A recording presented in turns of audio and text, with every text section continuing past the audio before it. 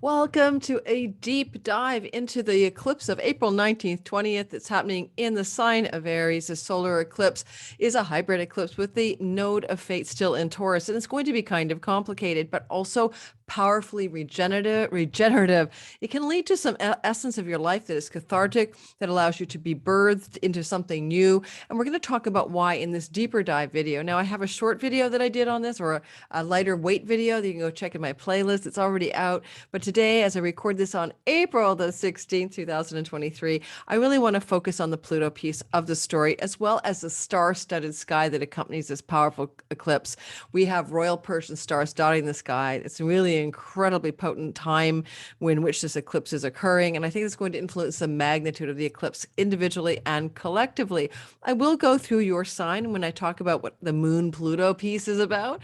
This is the regenerative, cathartic, death, rebirth archetype that takes us deep, deep, deep into something so we can come out the other side. Like a phoenix that rises from the ashes of some emotional state, some emotional catharsis.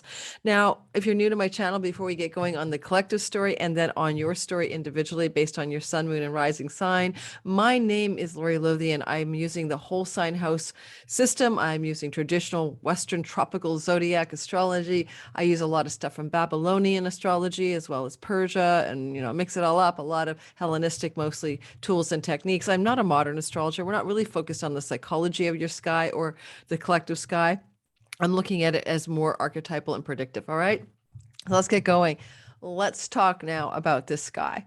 First of all, what's happening is just an eclipse, and we get them how often, not infrequently.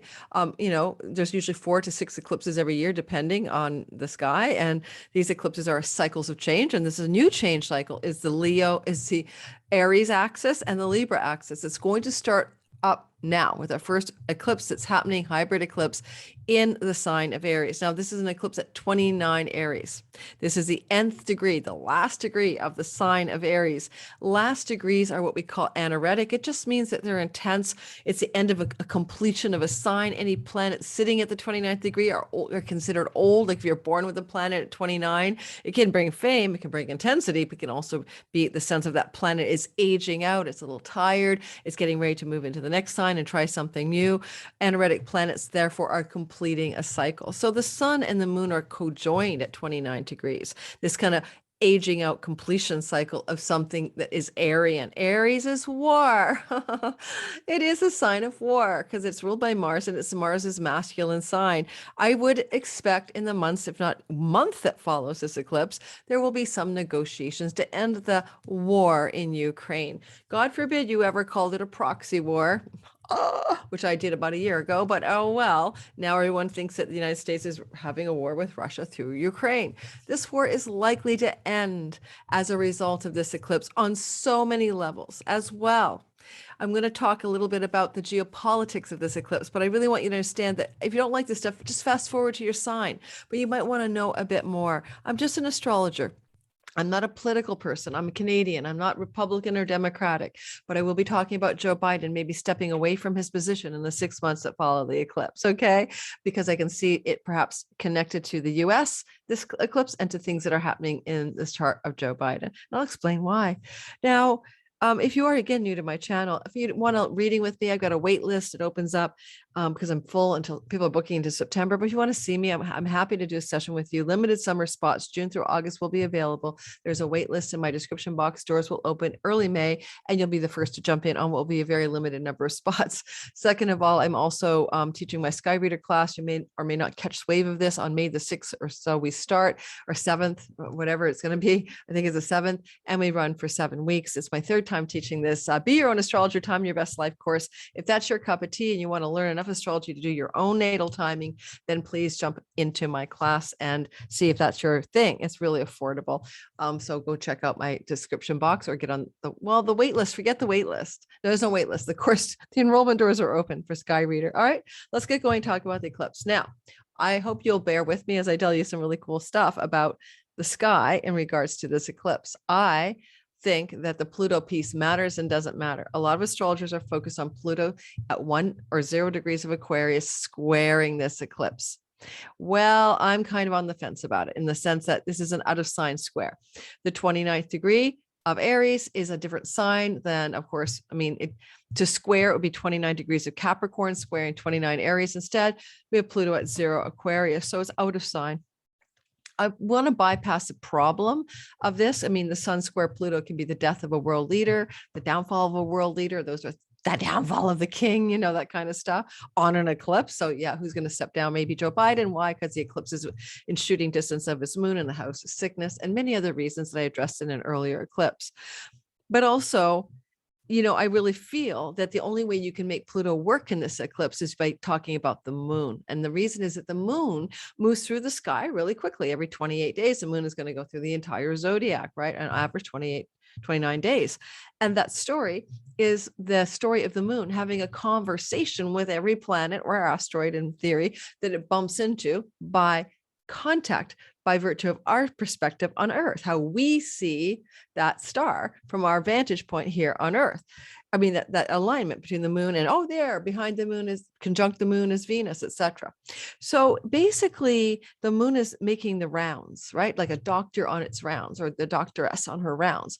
And the first planet she's going to talk to, so she's in the eclipse, the moon, the sun and the moon, new moon. There's an eclipse, you know, it's close to the node of fate over in Taurus around about 4 or 5 degrees, if my memory serves me.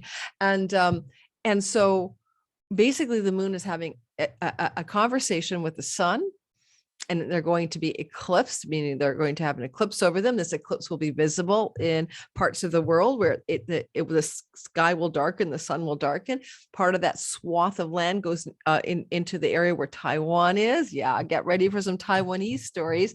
Taiwan and China to be major things that unfold from this eclipse. And don't forget, Aries is a sign of war. The United States sun is involved indirectly in this eclipse.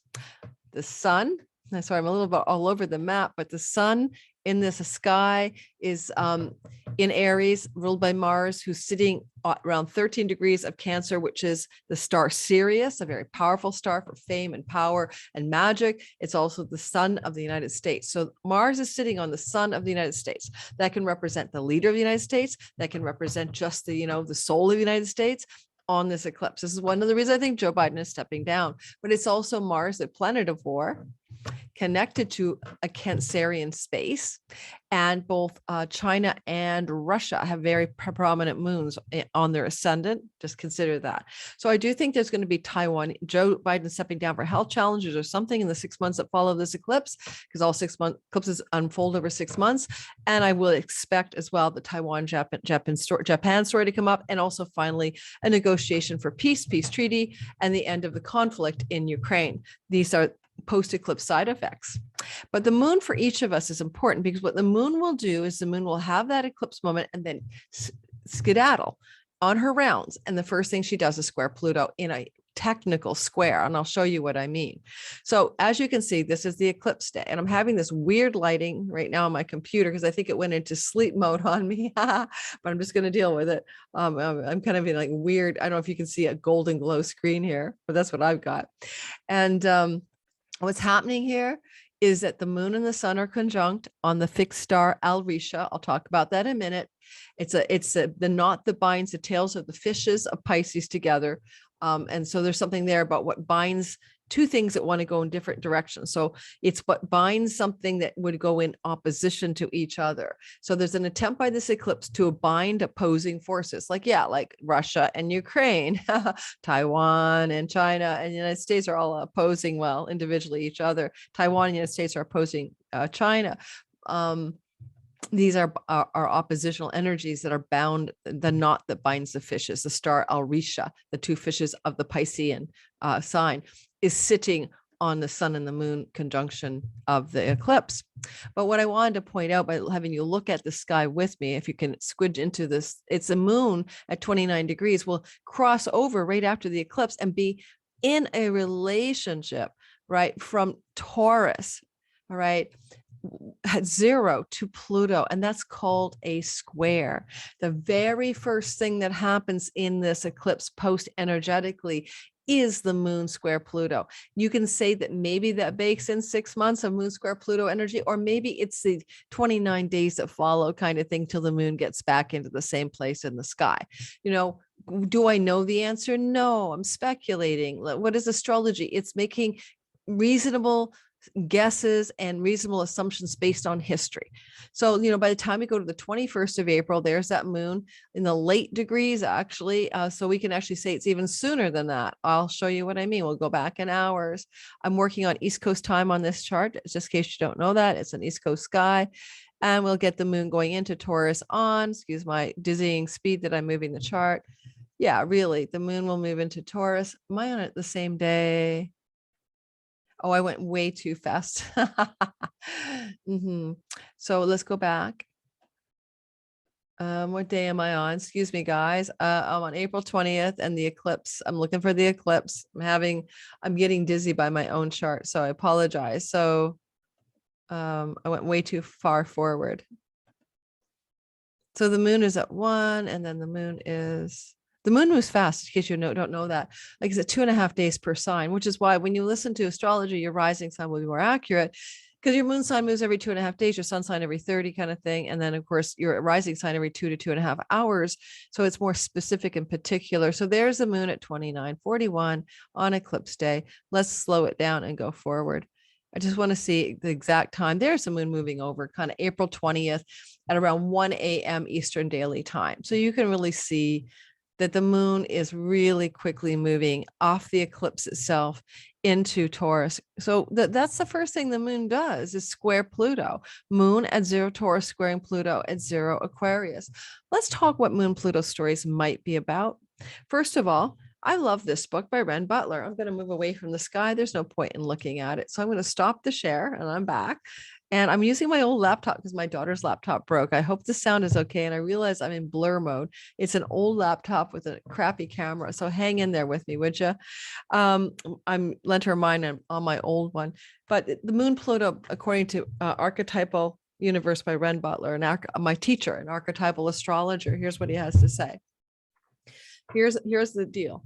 Emotional intensity, deep and passionate feelings, powerful catharsis of repressed energies. Oh yeah, got to get that catharsis in right after this eclipse, and maybe in the month that follows, maybe in the 6 months that follows. Renewal, regeneration in one's home life, kindness during the time of crisis, extreme emotional reactions, darker obsessive feelings, the dark side, the shadow, a tendency to brood or smolder, challenging outbursts in home and family life. Now he's going home and family life because he's conflating moon with home, and it can be that you can do that, okay? But the moon is more than that. It can be the materia, the matter, your body. It can be your fate, your fated circumstances. It can be your mama. Yeah, moon square Pluto, moon square. Yeah, so we won't go into that now. Okay, so the other thing I think I like about this book is the archetypes for moon Pluto energy. Like, what is the archetypal nature of moon Pluto stories?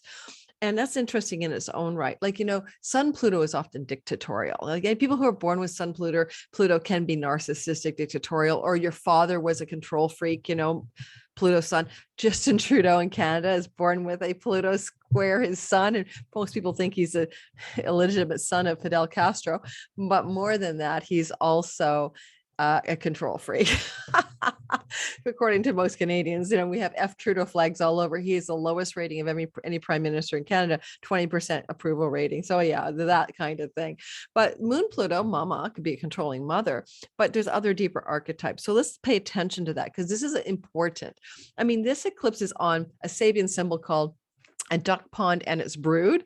So I would think of mama duck and all the duckies follow. And then the deeper meaning in the book I like to use by Diana Roche is things like, conformity. Where's the conformity factor? Following, going along, following like the duckies. She also says here, she says alignment, satisfaction, sure, it's ducks and the mama, but conformity and uniformity and all of that. So if you want to think about conformity and uniformity, this eclipse is about to bust some doors down around things to do with conformity, because it's a square to Pluto, where this anaretic moon was sitting before the actual eclipse happens. Now, moon Pluto, I want to read some stuff to you just very briefly. He's finding the spiritual archetypes of this, and I love it. Earth Mother, World Shakti, the triple goddess, Mother, Maiden, Crone, the whole dealio. He's got Demeter, Hecate, the triple threshold goddess, the sorceress, the witch, Hecate. He's got Morrigan, and who else has he got? Freya from Northern Europe, the Norns, the spinners of fate. Interesting combinations he's come up to find the goddess side of this story with its Pluto moon energy. The goddess side of Pluto oversees the journey of consciousness from the cosmic womb into the biological existence, and then finally to death, from womb to tomb. I expect to see some womb to tomb stories hitting that narrative, not just of world leaders, but unfortunately, moon means the people, the masses. I'm not going to tell you any more about that. Expect some unfortunate sequelae to maybe some interventions that occurred during our pandemic. Then the darker side, and I like this part, the witch's cauldron, the symbol of power of the archetypal feminine, the power associated with menstrual blood and matriarchal cultures, the psychedelic feminine rituals held in nature. The darker side would be the wicked female characters of fairy tales, like Medusa, Gorgon, the Furies, the Sphinx, the night monster, underworld goddesses such as Inanna and Persephone. Now, Persephone, the queen of the underworld, she was abducted and raped by Pluto. But then she became a powerful queen down there too. So it's also not a victim story. So trauma, sexual trauma, abuse, being controlled, being lied to, being deceived, being all of those things are Pluto. And then moon is like it hits you in the emotional center. It hits you in the nurturance center. It hits you in your mother instinct center. So some of this is intense, and I would expect that in the 6 months that follow, we're going to see some of that as well, though, as I think the end to some of those conflicts in the world that I mentioned. Now, I kind of want to talk about this as a star-studded sky. I mean, I'm not going to go into much detail, but like I will say this, there's all these royal Persian stars active in the sky at the time of the eclipse, which gives the sky heavy duty weight. Venus is on the star Aldebaran. Aldebaran is important. It's four royal Persian stars. They got extra juice, extra power. Now, Aldebaran on its own right is, just about a warrior energy. It's Archangel Michael, it's a sword, it's the nature of Mars kind of thing. So there's that, but it's powerful energy, and it's success energy, and it's powerful. And then Saturn at the time of the eclipse, let me show this to you again for those of you who like to see what I don't want to end the meeting. I just wanted to share the screen. I almost ended it. All right. No, that would be piss me off.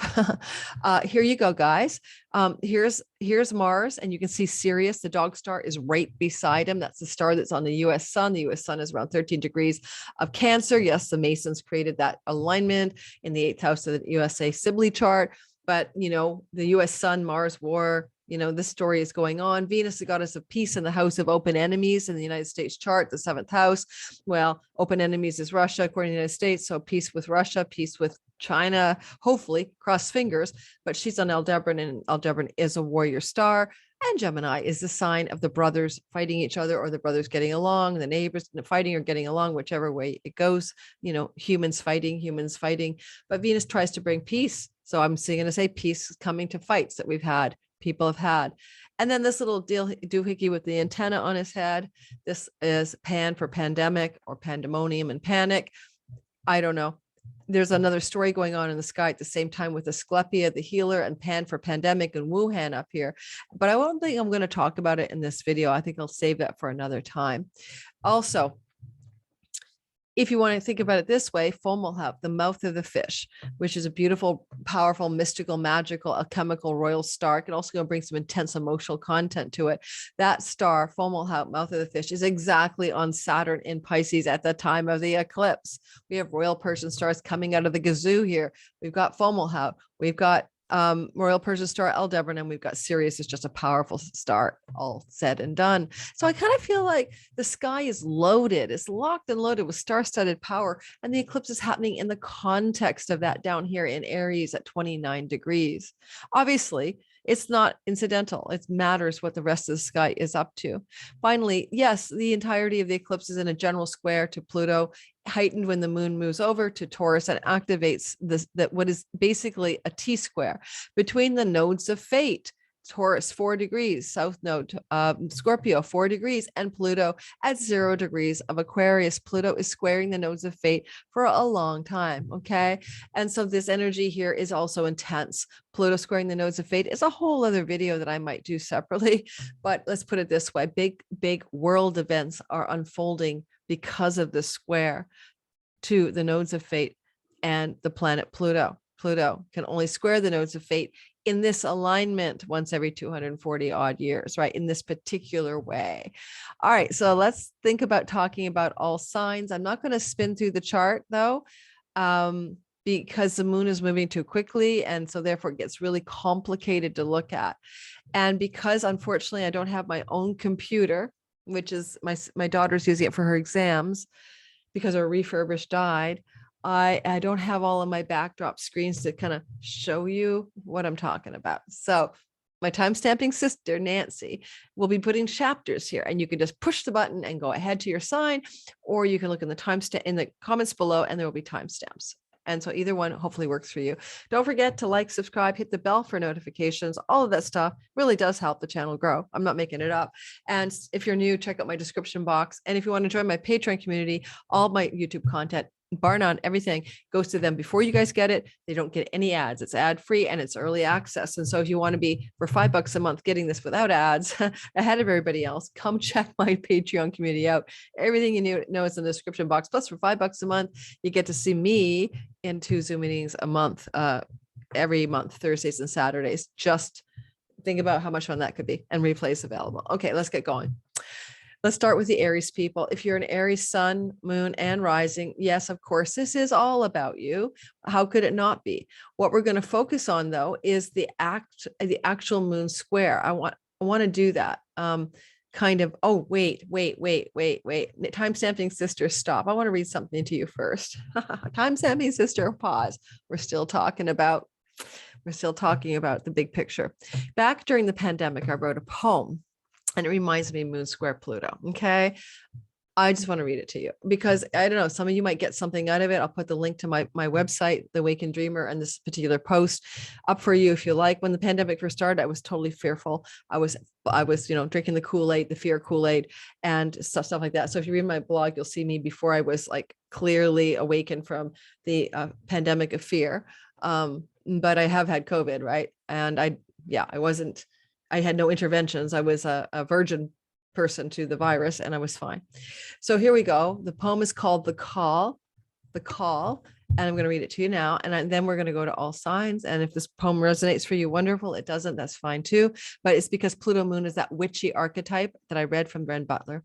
The Call. We need the dark witches now, power beyond love and light, where the deep inks brilliant truth across souls hungry for what matters. We need the dark witches now who remember that love, too, carries a sword that change cleaves the new from the old. We need the dark witches now who know that no birth is without pain, that cord cutting heralds new life. We need the dark witches now who speak the language of love in sharp words because true wisdom shears away falsity. We need the dark witches now, ebony wings up for the fight, to remember this time is for the crossing and that all thresholds bode peril, known and unknown.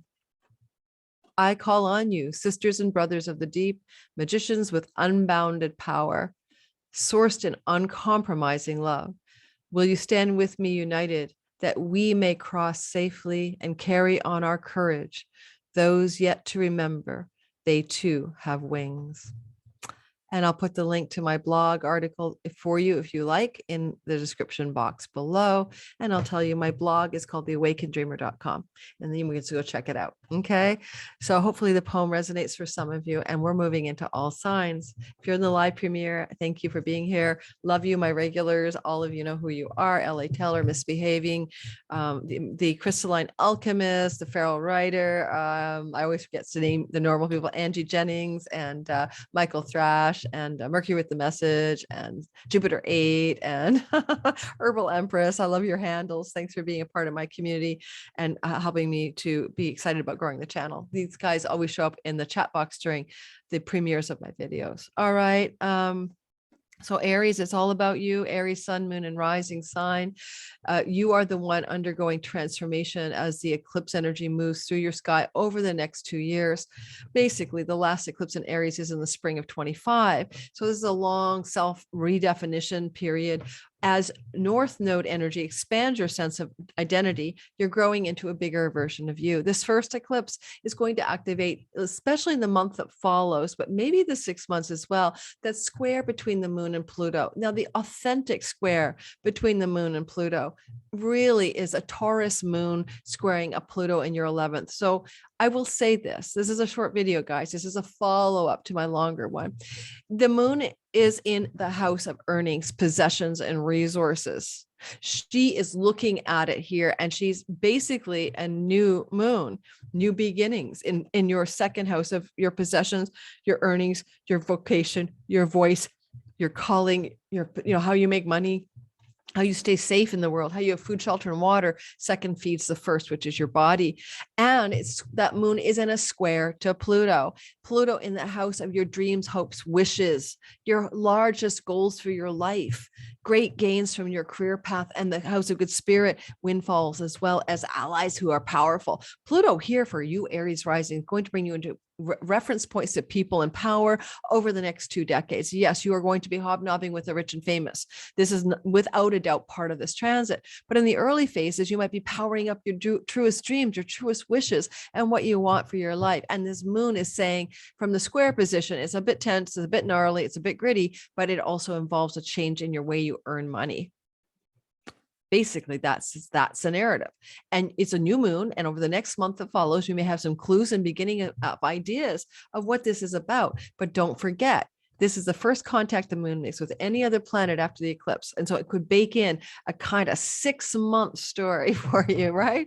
Where over the next 6 months, you are really like enlivening a new path of power around great gains from your career, allies and people in powerful places, and a new way for you to earn money. All right, sisters, Aries and brother Aries, I'm one of you, moon, and I have my moon and sun in Aries. And so I'm hoping we can really capitalize on this together. Let's go ahead and talk about the next sign. And don't forget, we have timestamps and we have chapters, and you can get this content by skipping to your sign.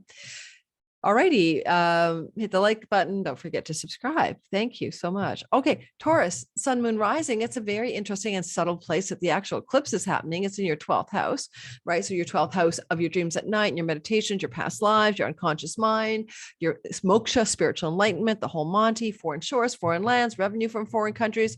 So many meanings where this change eclipse is happening. However, that's a change place for you for the next couple of years. And those areas mean that you may be making changes in that part of your sky, as well as ditching all your alcoholism, self-addiction, nicotine, vaping, all the problems you may have. Good luck keeping those alive during this eclipse cycle the next 2 years. But in the meantime, we're focused on the moon. How does that moon respond to moving into Taurus, right? Literally hours after this eclipse, where she will square Pluto. Pluto at 0 degrees of your 10th house of reputation and career, moon in the house of your body, in your sense of self. Now, don't forget, it's tension energy. What way does the moon make you deeply uncomfortable and emotionally cathartic and getting ready to death and rebirth your whole identity? It's a new moon, a new beginning energy in the house of your identity.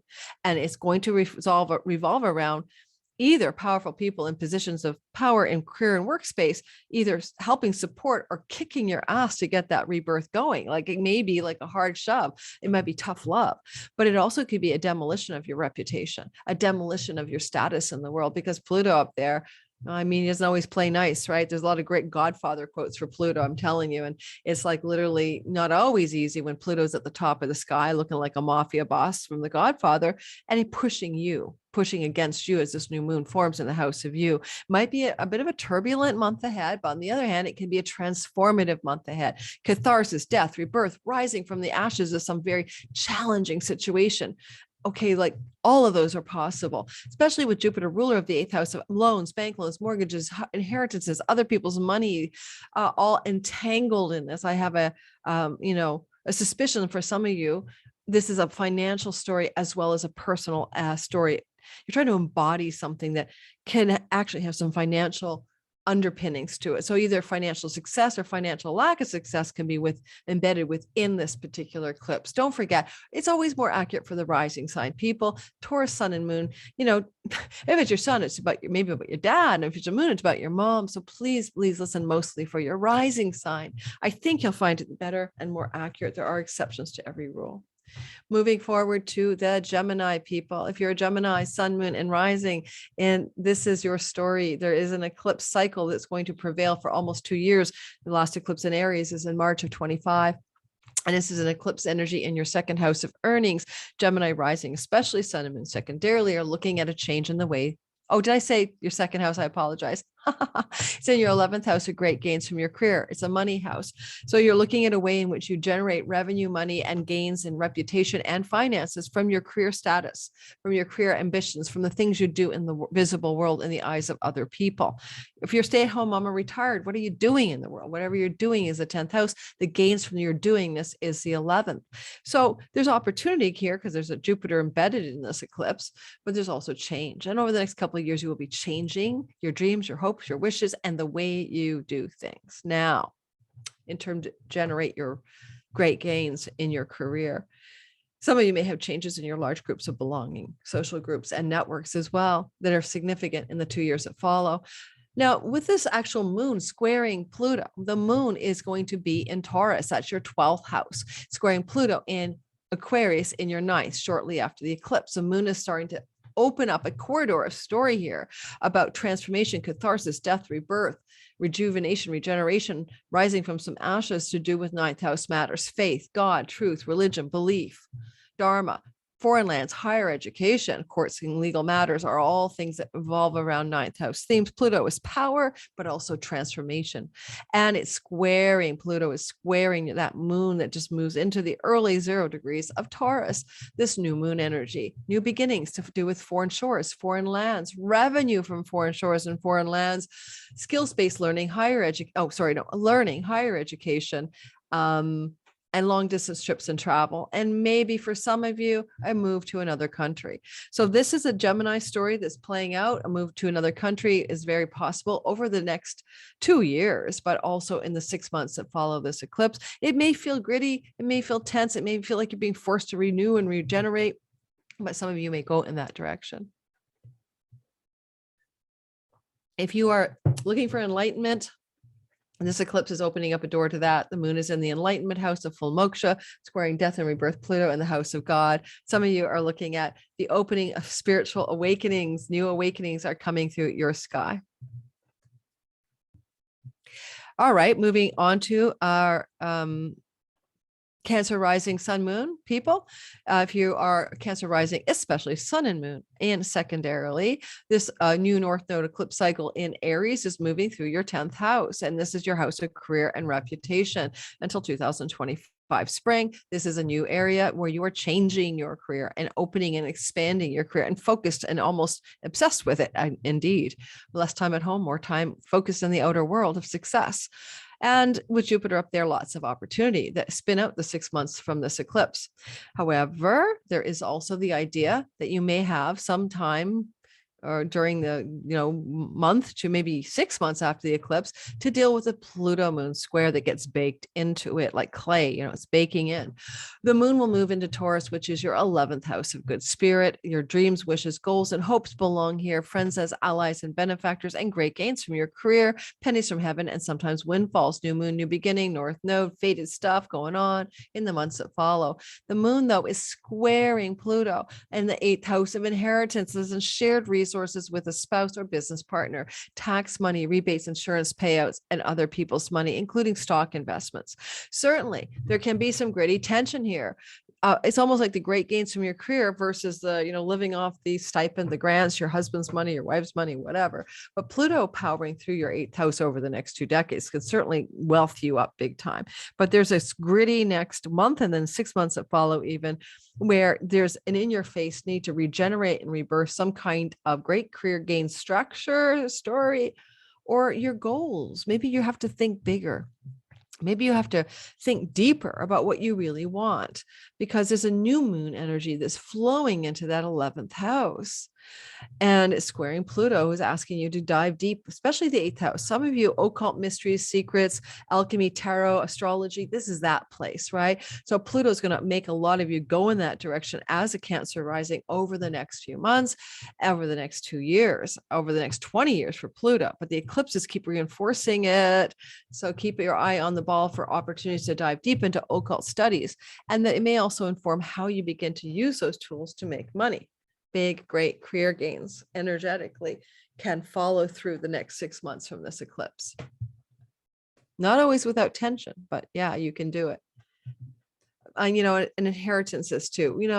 I'm not wishing, the death of somebody in your life so you can have an inheritance, but there is Pluto in the eighth house squaring a money house, the 11th. So some of you may be coming into some money as a result of this.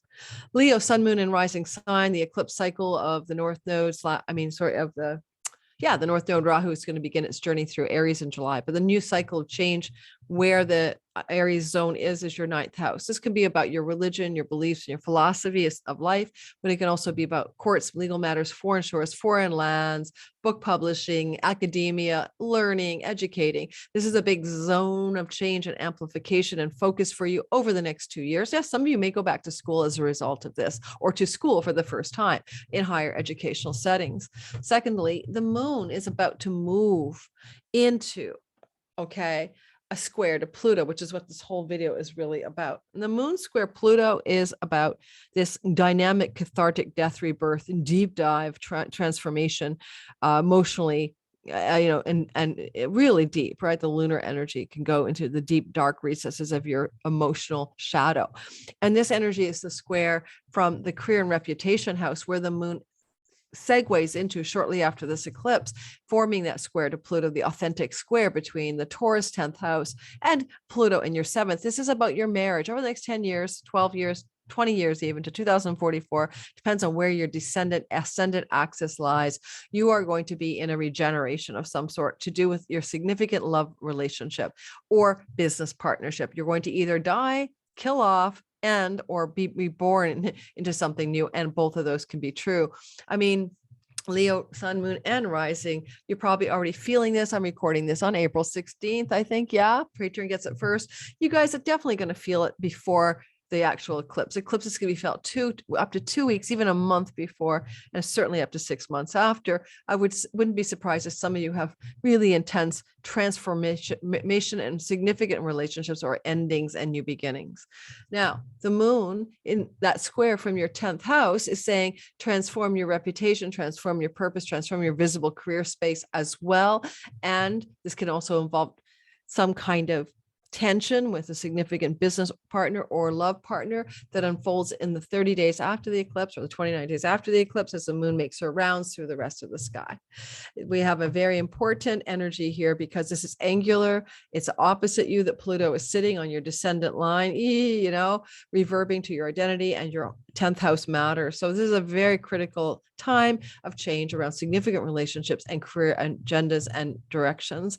And think of yourself as rising from the ashes, though, in some way, because this is very Phoenix rising and a very emotionally powerful energy.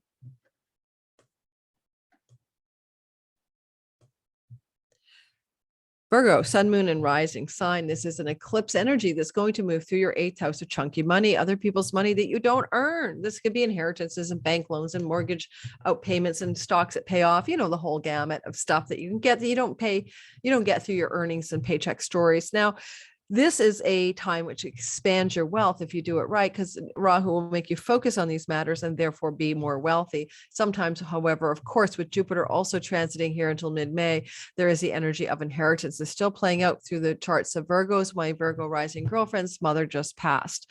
There will be some money probably and some estate settlements for her. So honestly, this stuff, you can't make it up. So if you're a Virgo rising, Jupiter's been in your inheritance house now since December 20th and last year too, but more recently, December 20th to May 16th. Some of you are getting inheritances, but this eclipse is also recapitulating that story at 29 degrees of Aries and heretic, old and ancient in your 8th house. And then the moon moves into Taurus and squares Pluto authentically. Pluto in the house of work and health and pets and tenancies and dating is squaring 6th house matters, and debt, money you owe, is squaring the moon in the ninth house of the father and father figures, ninth house, can be part of the meanings of that, even the house of the ancestors in some traditions.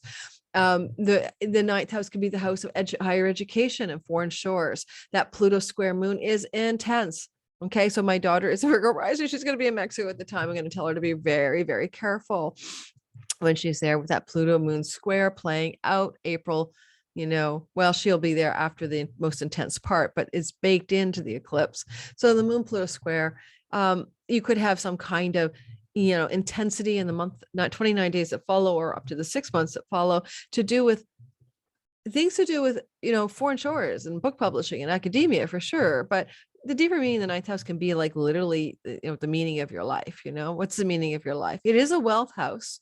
You can get some wealth there. It is a Lakshmi, a goddess of wealth and abundance house, and so it could bring you something into a deeper alignment with the meaning of your life, your truer purpose, and some deeper wealth, greater wealth coming to you. Certainly Pluto in the sixth house over the next 20 years can definitely change the way you experience things to do with indebtedness in the world. And so debts and debt elimination will be one of those things. That's about it. We're moving on to the next sign, which is the sign of Libra, sun, moon, and rising, especially rising. Well, the new eclipse cycle with Aries being activated by the North Node over the next couple of years is your seventh house of marriage. And if you're not married and with someone, this can bring a partner of destiny to you. This one eclipse is also business partners, audience, marketplace. Those things are expanding for you in the next 2 years.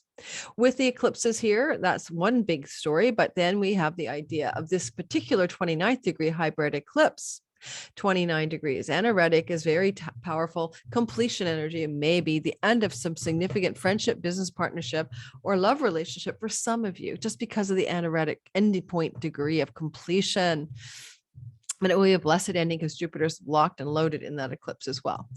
You also have the experience in this eclipse of a moon moving right after the eclipse into the sign of Taurus and fulfilling a full square, in-sign square, between 0 Taurus and 0 Aquarius. Taurus 0 is your 8th degree of chunky money, other people's money, business loans, bank loans, mortgages, inheritance money, and a square to Pluto in the house of joy, play, fun, and romance, your 5th house. For some of you, this can be some money luck energy because Pluto isn't a money luck house from gaming, lotteries, and wins, but it also could be something to do with your independent business enterprise, financial gain from there, connected to banks, mortgages, and loans, like getting a business loan, for example, or breaking away from a business partnership that expands you financially because you got rid of the dead weight or something like that. The 5th house is your children, and there may be some kind of financial tension with a child. You need to regenerate, rebirth, or shift some gears here because of that. With the moon ingressing into their 8th house, where the North Node Uranus is sitting, there's a potential of some kind of money coming through a female in your life or through a female connected to your children. I don't know. There's so many ways to parse it. The occult mysteries, magic, alchemical wisdom, the tarot, all that stuff belongs to the 8th house. The moon going here and exaltation, which I didn't talk about, but it's in my other video. Well, you could get really deeply diving into some joyful passion to do with all of the occult wisdom knowledge and stuff like that, and really taking it in a new direction. With Venus in the house of book publishing, I know some Libras will be coming out with a book as a result of this eclipse cycle in the next 6 months, or getting the idea or even getting the basics under their belt. And don't forget, guys, this is my mini video, the longer video. Go check it in the description box and go watch it. By the way, if you're watching my live premiere, please hit my like button. If you're watching after, please subscribe. About half the people who watch my channel subscribe. If more of you subscribe, the algorithm loves me more. So I'd love to get you from like the 49% who subscribe, who regularly watch, to above that 50-degree mark. So you can always unsubscribe. So try it out. You'll get notifications and you'll know when I post if you hit that bell for notifications and have your notification settings turned on. All right. Scorpio, sun, moon, rising sign. Well, the eclipse cycle is in the sign of Aries. Aries is the house for you guys of your pets, tenancies, and rentals, things to do with the work you do, the daily work, the job, the grind, maybe things that have to do with your health and health routines and the way you keep yourself from being sick. Especially you guys are prone to head injuries. Be careful. It's an Aries butt your head injury, a tendency for some Scorpio rising. Now, things to do with this eclipse for you, other than, helping you expand. Some of you will get a soulmate pet over the next 3 years. Some of you will rent a new property, get rid of your debts, eliminate your karmic and real life debts. That's all true for most Scorpio risings over the next 2.5 to 2 years. But this also is a particular anaretic degree 29 eclipse, which is very intense, of completion around debt, completion around pets, completion around tenancies or agreements. It's a dating house, a very karmic space. If you start dating someone with a North Node going here, the North Node will be here in July and add 18 months. Now, basically, the moon moves into your 7th house, and the 7th house is significant long-term committed love story, partnerships, as well as business partners. And if you have an audience marketplace client type story, that as well. A new moon is a new beginning in those relationships. Something fresh is trying to happen. Exalted new moon, new beginning, North Node, focus, figure it out. There's something new, fresh, trying to start up in your marriage house.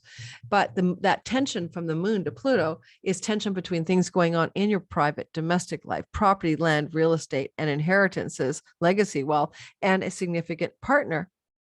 And, with Venus in the inheritance house as ruler of this eclipse, there's that too. Some of you may be looking at some inheritance money and having a duel with your spouse or marriage partner about this for some reason, or it could be money coming from your partner side of the family. Either way, in the 6 months that follow, there's this regeneration, catharsis, renewal, rebirth of the moon Pluto archetype. This can rebirth your relationship into something new, but you have to also consider that it won't necessarily feel like a fun thing.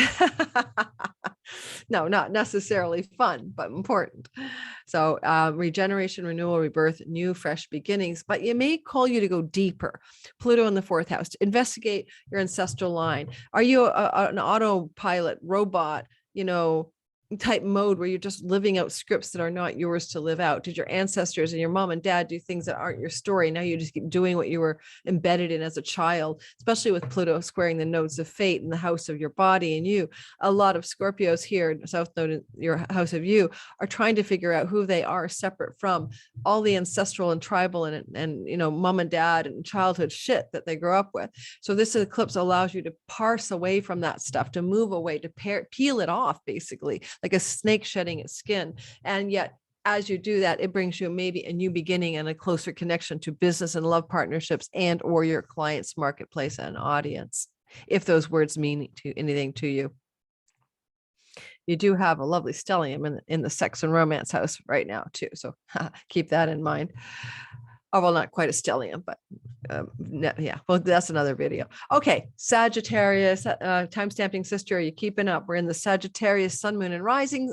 This is a part of the story for you guys where there's this flow of fire, fire in the sky between Aries 5th house to you as this new eclipse cycle over 2 years opens up your joy, your play, your pleasure, pregnancy, fertility, children, love, romance, and sexuality. Time to have some fun, but with intensity. And so watch out for the over amplification of the 5th house. It's also the muse, your creativity, your independent business enterprise. Those are expanding over the next couple of years. This eclipse at 29 anaretic degrees of your 5th house of all of those things will be in intensity, as completion energies. And for some of you, yes, possibly there's a completion of some kind of romantic or sexual direction that you've gone in. But then when the moon moves away from the conjunction to the sun and into Taurus right after the eclipse, the first thing the moon does is talk to Pluto in your 3rd house. Now, siblings belong there, and there could be some really gnarly breaking away, tension, regeneration, death, and rebirth with a sibling. And I don't want to alarm you. I'm not telling you if you have you're 15, your sibling's 16, you're going to have a death of a sibling. But there is that tension in the sky between Pluto in the house of siblings and some of those cousins, nieces, and nephews, and your moon in the 6th house of karmic debt. Some of you will go through a loss of somebody like that, not necessarily in the 6 months that follow this eclipse. Someone told me that I was irresponsible for talking about death and the potential that Pluto moon or Pluto sun has to bring those death stories into life. But what can you do? Life is a terminal condition. Get real. All right. But I'm not telling you that's your story. I'm saying it could be true. So if it could help you get ducks in a row around sibling relationships that are strained, for example, go ahead and get those in alignment. Now, the moon moving into your 6th house can bring a new beginning, but with tension from Pluto around real estate, land, property, selling, buying property, land, and real estate, tendencies, pets, animals, and things like that. Also debts owed to a sibling or with a sibling, or debt repayment from a sibling. All of these stories, though, are going to have you start something new in that sixth house. And some of you, as a result, will move to a new place, buy a new place, because there's action that's connecting to the fourth house in this particular sky as well. Or you may rent a place or rent a new place, or you may pay off debt, or you may also really work on new directions in work and the way you do the work you do, and also health. All those things are having a new moon, but with some grit. And finally, Pluto is in a house that has to do with shorter distance travel, as well as learning, especially skills-based or simple learning, shorter learning courses, licensing. And this could be in gritty tension that you want to follow a new beginning in some career path, but it requires some learning. And there's tension as you try to figure out how to get the new educational story unwinding in your life. And lastly, the moon in the sixth house could be tension with a woman in your life that you work with, and a colleague, coworker thing. Okay, so get ready for that too in the month that follows the eclipse, but then even more so potentially in the 6 months that follow this eclipse. But you're trying to regenerate, rebirth. Sixth house matters.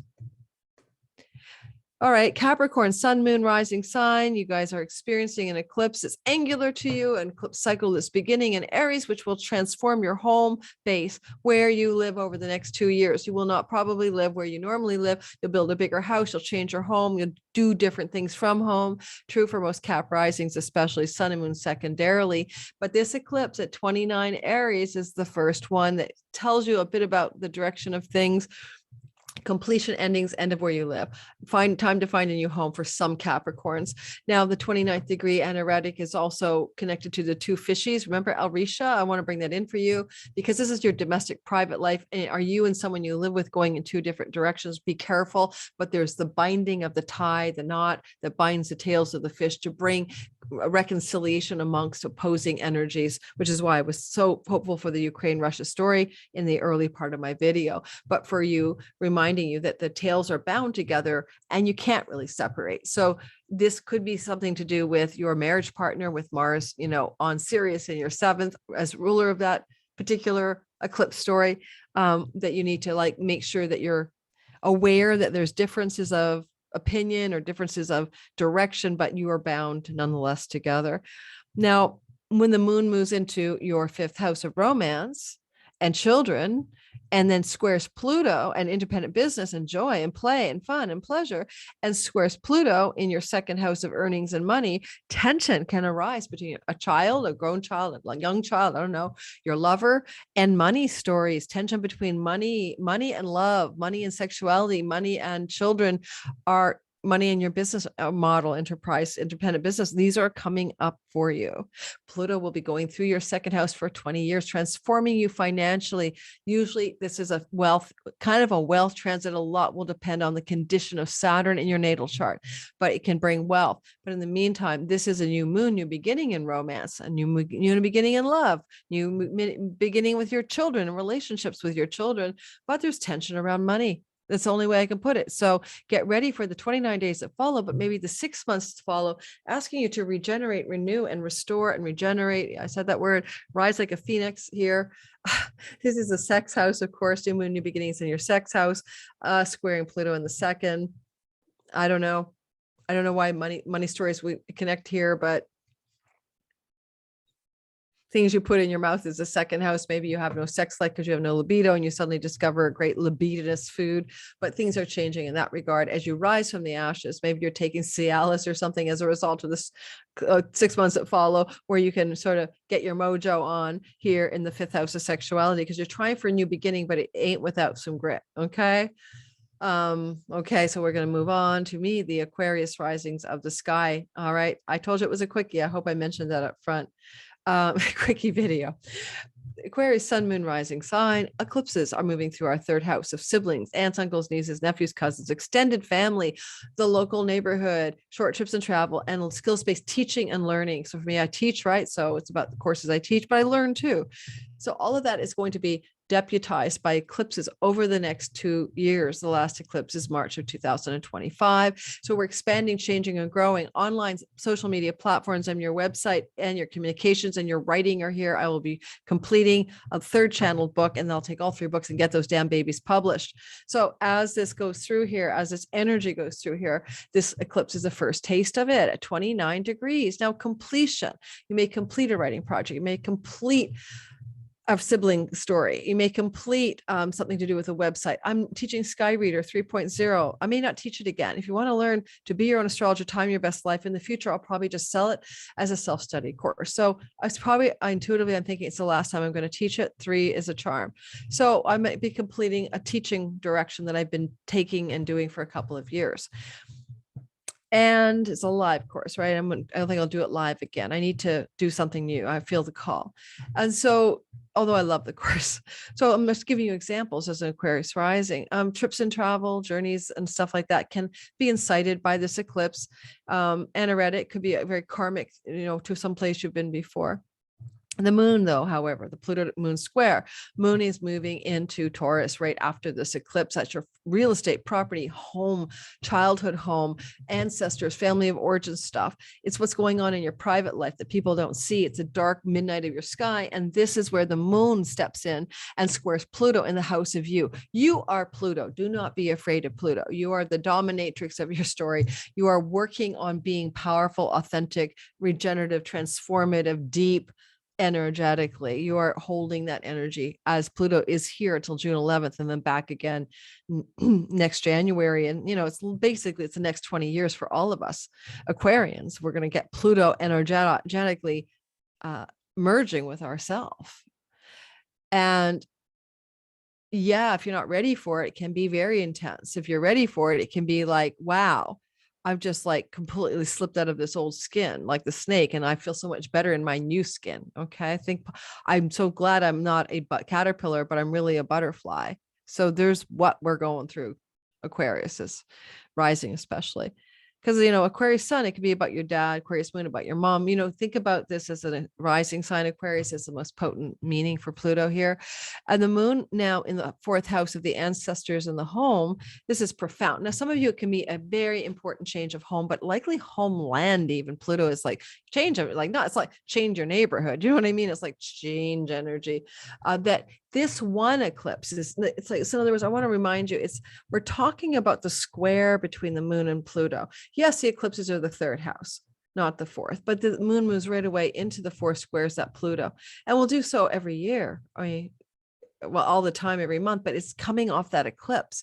So you're regenerating, renewing, and restoring and rebirthing through catharsis and intensity and emotion, childhood wounds and ancestral patterns, and you're getting rid of it or looking at a profound shift in your home or what you do and who you are from your home.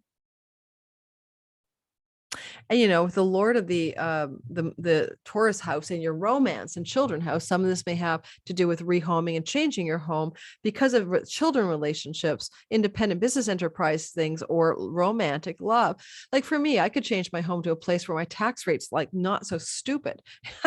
Better in British Columbia than it was in Montreal. But Canada is a high tax rate country, and our healthcare system's falling apart. So I'm not sure what I'm getting out of my high taxes, other than a tyrannical prime minister. And I can be political about my own country. He's got Pluto square sun in his natal chart. And yes, he is a dictatorial character. All right, we're moving forward into the last bit. Always first people, the Pisces sun, moon, and rising. Almost said the dreaded last but not least. Anyway, so you guys have this eclipse energy over the next 2 years, amplifying your money, your earnings, your resources. You're going to get richer. You're going to focus on earning money, not relying on savings or, stipends or grants or partners' money. You're going to kick ass and make your own. This is expanding your earnings over and over again over the next 2 years. Now, this one eclipse 29 could be a completion or an end of a way you've made money in the past, stepping away from old earning styles. stepping away from old values that you no longer hold dear, that kind of thing. Values belong to your second house. Even stepping away from a possession you no longer want, like selling something that you own because you're kind of tired of it or something, or it's just done, you're finished.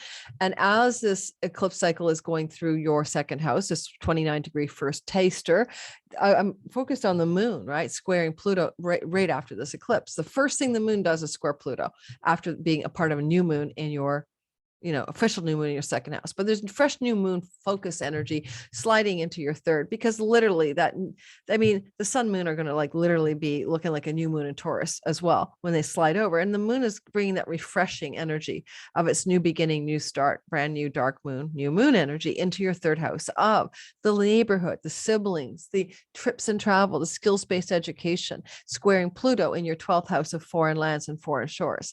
So funny enough, the third house can be a commuting house as well, driving a lot, going back and forth and, to different areas in your neighborhood. And that part of that might feel gritty. You might have some gritty tension around travel and travel plans, especially domestic or shorter distance, and something to do with foreign lands, foreign shores, revenue from foreign lands and foreign shores.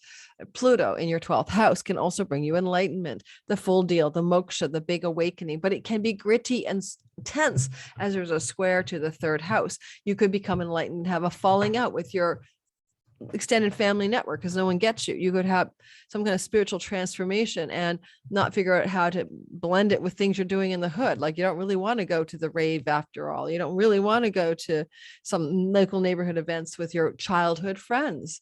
Childhood friends belong to the third house. There's tension here. There's a need to grow into something new, like the skin that's shedding and the caterpillar and the butterfly vibe of that Pluto story. When with regards to those family members, maybe with regards to your neighborhood that you live in, skills-based education is here. Some of you may be called to study a new beginning, to learn something new. And the stellium of Mercury Uranus could also incite a desire to write or to put something into communication or writing, a new beginning, a new website. But the tension from Pluto is also speaking to something more deep, like Pluto in the 12th house can be about a deep, deep, deep look at things to do with the ancestral line, to do with your past lives, to do with the deep unconscious part of you, So that is being pulled out of this eclipse and put into action. Yes, we're all feeling the eclipses before the 19th, 20th of April. You're feeling that, up to 2 weeks before, this need to deeply, deeply Pisces people regenerate, renew, and rebirth yourself, separate from the past lives, separate from your ancestral stories. Venus in the house of the ancestors, in the house of home, is cooperating on fixed star Aldebaran, saying, we got this, we can do this. And with Mars in your 5th house of children and romance, there's a lot going on over there that also captivates this narrative. But the long story here, short story long, is I think a lot of you are looking at the feeling over the 6 months that follow this eclipse of having to kind of renew or complete or reconnect with some extended family members. So if it's not a sibling, it could be aunt, uncle, cousin, niece, and nephew. And lastly, Pluto in the 12th is in the house of incarceration, jails, and hospitals. And this is connecting to gritty square moon in the house of siblings and extended family. Some of those people in the 6 months that follow could end up, sick in a hospital, and you'll have some kind of tension there. What can you do? That's what happens. Life happens.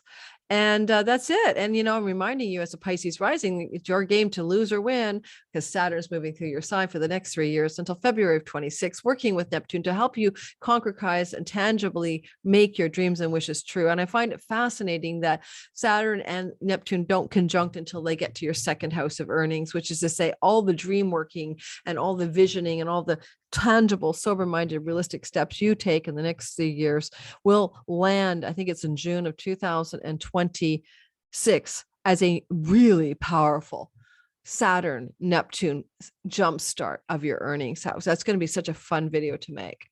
Alrighty, thanks for listening. I appreciate every one of you. If you're in my premiere, please hit the like button and subscribe.